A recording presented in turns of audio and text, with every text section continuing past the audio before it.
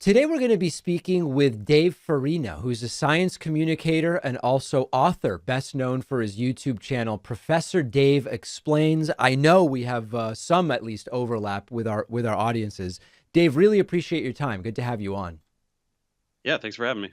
So, I want to talk to you maybe more specifically in a few about homeopathy and GMOs and maybe vaccines. But it seems to me that one of your goals in the content that you create is to blend, certainly as we all do, being entertaining and being educational, but specifically creating sort of a framework to think through an issue where there are conflicting claims and, at least in principle, some kind of factual or scientific underpinning that would get us closer to what we might call the truth. How do you approach it? What's your thought process? How do you think about it? Um, well, I mean, for the longest time, I was just making purely academic content on my channel, so explaining science. But then lately, I've been doing this debunking content where I sort of go after prevalent purveyors of disinformation. And I want to debunk their claims at face value, but I also do try to elucidate, what is well, obviously their motive, what are the narratives they're using to ensnare people. So if I can kind of like unpack that for people, I think some can maybe approach it with a new perspective and go, oh, okay, I see. That's sort of the bias that's led me to fall for this kind of a thing. There's a whole bunch of typical things that happen in these conversations. One of those can be that the person you're talking to maybe doesn't understand the difference between an opinion and a fact, and they might think you're kind of disagreeing about one when it's actually a factual question. Another thing that can happen is that it's Sam Harris called it the setting of many small fires, which is you're prepared for a conversation and you're knowledgeable, but at any time someone can say, well, but what about that study from Singapore, which you haven't seen necessarily, and it can sort of feel like an uncontested claim where, I don't know, maybe they're right about that study from Singapore. Can you talk about a couple of those or others, and maybe how to best handle those types of moments? Sure. Yeah. I mean, it's obviously we're seeing that it's rampant in science, politics everywhere. As a science communicator and an educator, I like to just find where there's a disconnect in the understanding and try to explain that. So I do like to try to explain the science, and you'd be surprised how often it is that it's just a misunderstanding of basic scientific terminology or high school level concepts. That if you just get in there and explain that, okay, now that makes a bit more sense. But as you're saying, yes, there are those people who are very they like to adhere to a particular narrative because they derive an identity from it, and they do go, oh, look at that study over here, look at that study over there. Well, in my debunks, I get into all that. So let's look at that study. Let's look at this figure. Let's look at this character. Who are they? What are they saying? Is that accurate? How does that compare to actual science? I like to try to get into the weeds with it. What about that when something is brought up, maybe accurately or maybe not, that you simply just haven't heard of? It's unlikely that it changes the overarching narrative or the bigger truth, but you just aren't familiar with a particular data point that someone Right. asserts. What's a good way to deal with that? Yeah, it almost never does change anything. Unfortunately, on the spot, it's hard to Yeah. counter because you do have to go and look at that source. But that's why I make debunking content because I'm able to be very well researched with it. I'm able to, I like to just hear what is going on in the ether. What are people saying? What are people pointing towards? And then I can go investigate those sources. And 99.9% of the time, it's very easy to go, all right, this person is not qualified. They have no clue what they're talking about. They're just spewing an anti establishment narrative to cash in. That's all there is to it. But then I like to try to illustrate that as clearly as possible. When you're in person, yeah, it's very hard.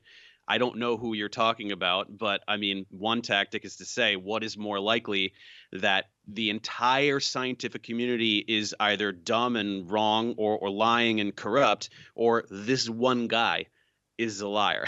I mean, it's very unlikely that this person is accurate in what they're saying. Do you find that analogy and or examples can be useful sometimes in these cases? I'm thinking back to, earlier in the pandemic, there was all this confusion about raw numbers versus per capita and understanding the rate of something versus the raw numbers. And like what one thing that in my personal life seemed effective to talk to people about it was, so the United States and Lesotho have different populations. Right. If I told you 100 people got COVID in the US and 100 people got COVID in Lesotho, does that seem like an important comparison, or is something missing? And people go, oh no, yeah, because the US has way more people.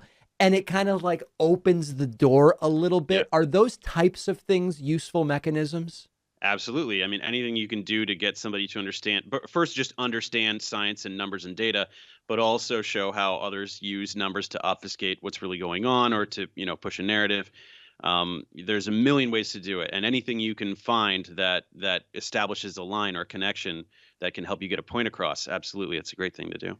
Let's just to pick something, let's talk a little bit about homeopathy. So, Okay. whenever I talk about homeopathy and I say, well, there's no active ingredients, and in many countries, the packaging has to actually say does not treat or cure any condition or disease, period.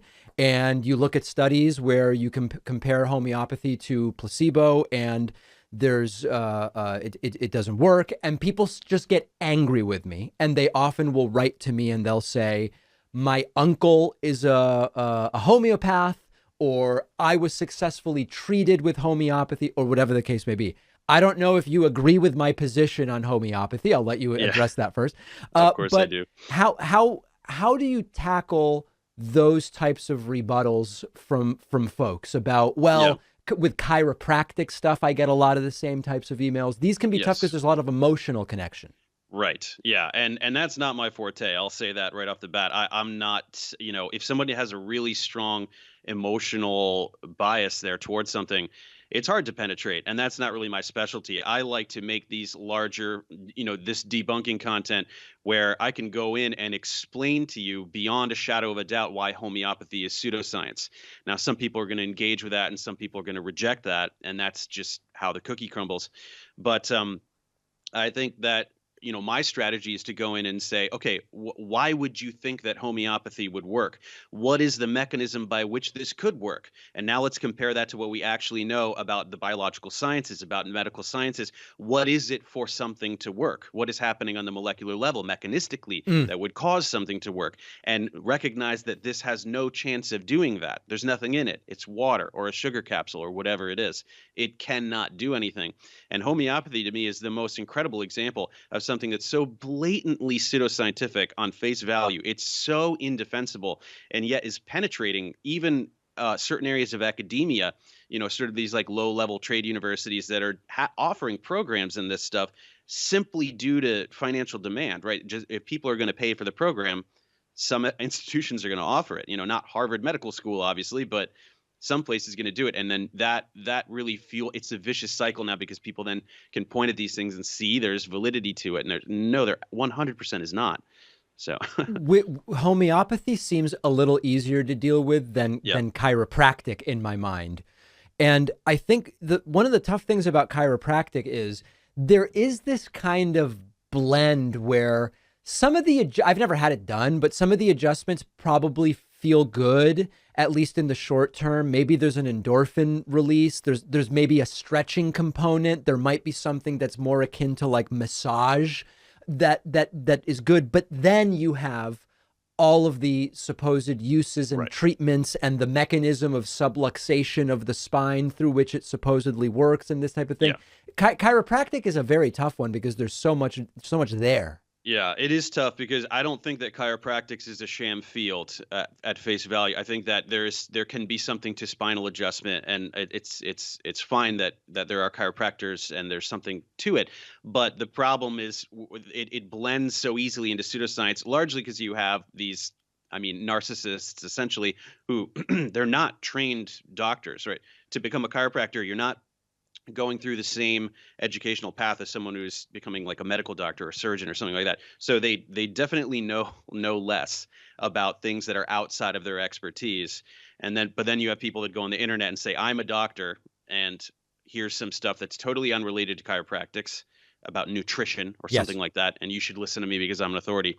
And people really fall for it, especially if it has that anti-establishment bite to it. This is what pharma doesn't want you to know, or et cetera, these kinds of ways of thinking. Last big issue I want to talk about, and we can spend some more time on this one. You got into a back and forth with Matt Walsh from the Daily Wire on the Yeah. topic of trans people. And over the last year, if you've watched Trump rallies, CPAC, and other places, the overtly homophobic and anti-trans rhetoric is some of what's getting people the most excited when there's a crowd there of the folks that Yeah. go to these types of events. Something about it is really getting people excited. The right loves to say, plain and simple, we're just scientifically correct on this trans issue. There's men and there's women, and that's it. And just sort of anything else is kind of like cultural stuff, social stuff, woke stuff, which you can do, but it's outside of the realm of science. Where do you think the most fundamental scientific mistake is being made by the right on this issue? I mean, the scientific mistake is that they ignore science, right? Boy's penis, girl's vagina is not science. That's what you learn when you're 5, right? But that's not, right? That's not science. Human sexuality, human physiology is exceedingly complex. And all this is on the right is just a dog whistle, right? Nothing unites people like a common hatred, and people fear what they don't understand. So I, like everyone else 10 years ago or whatever it was, had to have that moment where I went, oh, trans people, okay, that's a thing. But I don't understand why the right didn't learn anything from the homophobia, the huge wave of homophobia, 40 years ago or whatever it was, a little bit before my time. But when society had to adjust to the fact that homosexuality is a thing, and it's not boy and girl make baby and that's how humans are, right? Homosexuality exists, and also sexuality is on a spectrum and all these things. Gender is the same way, and they hide behind all these false narratives. So every time I try to talk about this, somebody says, you think there's 76 genders or something like this. Never said anything like that. It's just about the differences between sex and gender, right? Sex being largely chromosomal and related to the primary sexual characteristics, the external genitalia, and gender identity being something that's a neuroanatomical construct, right? There's such a thing as having the experience of being male or female, and that's intimately linked to brain structure, right? Masculinization and feminization occurs in the brain just as it does in the rest of the body to produce secondary sexual characteristics, etc. And when sex and gender don't align, that's a trans person. And that's all it is. So I tried to make some content explaining what trans people are scientifically. And I did so for the layperson at first, and actually expected to get a little bit of flack from the left because I sort of defended like Dave Chappelle and said, oh, yes, he said some problematic things, but ultimately he's not a bigot and he's just confused. He doesn't know the difference between sex and gender. So let me help try to explain this. And just the onslaught from the right was astounding. I've never experienced anything like it. And so in my response, I cited papers. Here are papers studying gender identity, sexuality, all of these aspects of human physiology and behavior as they are linked to certain areas of the brain. Now, I'm not an expert in it, but when the title of the paper says gender identity as correlating with the uncinate nucleus or whatever part of the brain it is, people are studying this. I don't know the status of the field. I could dig into it more and do content on that if people are interested. But this is science. When you don't cite any primary literature and you deny the primary literature that the other side is citing, you're not pro-science. You're denying science. And there's science behind gender identity, sexuality, all these things that the right regularly ignores. That's all there is to it. It also does seem as though there's a concerted effort from the right to focus in on a sliver of the entire issue, which if we think about it like concentric circles, you've got all possible gender topics, and then you've got trans people within that. And then within that, you have trans people in sports, but that's not even really the issue because they don't really seem that concerned about trans men, right? And they also don't seem that concerned about all sports. Like, for example, chess has women's and men's divisions, but it's not become controversial if a trans person wants to be in a different, right? So they're basically talking about like weightlifting and swimming, and only when it comes to trans women. This is like the tiniest sliver of the totality of the issue. And it's a shame because we should be able to have good faith conversations about those things. It is a problem what we do with trans people in sports. Yeah. And that's another thing I did in the first video where I was trying to admit that, there is something to talk about here. But they're not interested in talking about the dignity of trans people or even acknowledging that trans is a thing that you can be, right? Right. They just want to go towards, they're having surgeries on children and this is no, they're not. No, they're not. They're not doing that. That's not a thing that's happening. Nobody is undergoing medical procedures as a prepubescent child. That has happened 0 times. So it's just a way for them to garner political support by capitalizing on the fear and anger of confused people that don't want to accept what humans are. That's basically it. It's also weird how obviously absurd things slip into the lexicon where, like, for example, for a little while it was puberty blockers on 5-year-olds was like 5-year-olds aren't about to go through puberty. Right. Why would you need to do that? Or prepubescent girls are having double mastectomies. They don't have breasts. What are you removing? How does that work? Yeah, Yeah. it's just so blatantly false at face value. How can anybody listen to this and keep a straight face? Yeah. It's just a narrative. It's just a narrative that they're pushing. That's all there is to it. Folks, we've been speaking with Dave Farina, who's a science communicator and author, best known for the YouTube channel Professor Dave Explains, which I encourage you to check out. Dave, really appreciate your time today.